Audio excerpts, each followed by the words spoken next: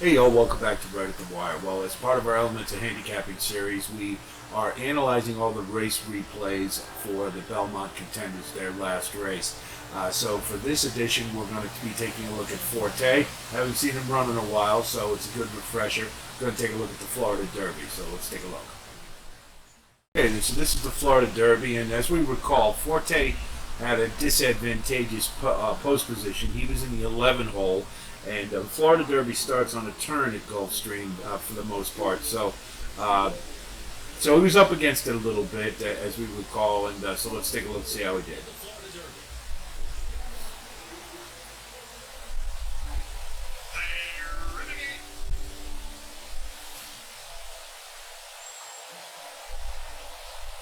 Forte tosses his head around, settles in.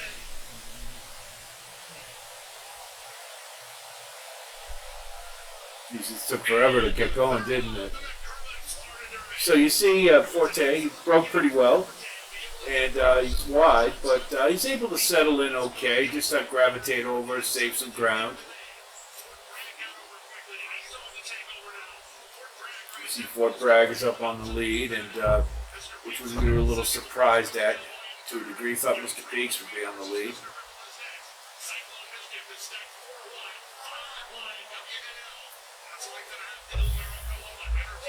You see at this point, he's not in a bad position. He's actually didn't lose a whole lot of ground, and because he didn't have to be up near the lead. That's not really his style. So mid-pack or towards the back is going to be okay for him.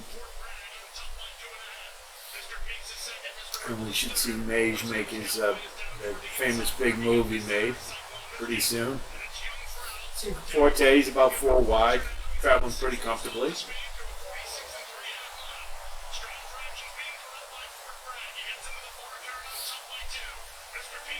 You see, see how Rad's just moving him up slowly. And it's right here, there's Mage.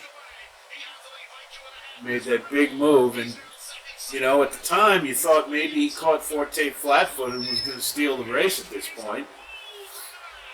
Just such a really big move, early move, masterful move on Javier's part for sure. And at this point, you got to figure the race is over. That Mage has got it, no problem. But right here, this is where Forte showed what he's all about. Showed that class, able to kick it in, and take the race down. And it was really just a really great display of class of a horse and how he was able to turn it on. And obviously, Mike Napoli pretty happy.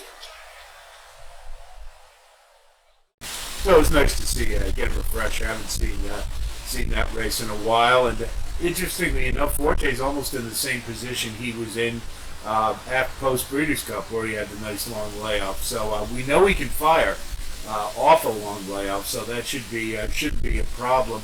The debate is, of course, whether or not he was tuned up all the way for the Florida Derby, and I tend to believe he wasn't. So it really emphasizes how much class this horse has and how much talent.